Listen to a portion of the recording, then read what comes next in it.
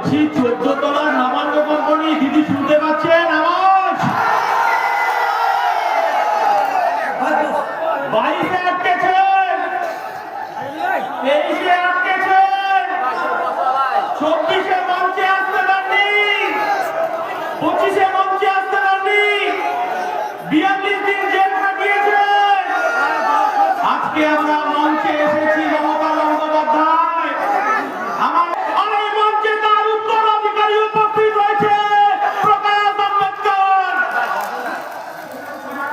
মমতা বন্দ্যোপাধ্যায়, আপনার ভাই তো অভিষেক বন্দ্যোপাধ্যায়, আপনি শুনতে পাচ্ছেন? ভাঙড়ে ক্রিমিনালটা ফাউল করেই যাচ্ছে, ফাউল করেই যাচ্ছে। অভিষেক বাবু বলছেন ভাঙড়ে তিনি খেলবে। আজকে 21-এর মঞ্চ থেকে আমরা আহ্বান করছি, ভাইপো আপনার পিসিকে ভাঙড়ে খেলবেন আমার, আর ভাঙড়ে আমার কর্মীরা খালি পায়ে খেলবে।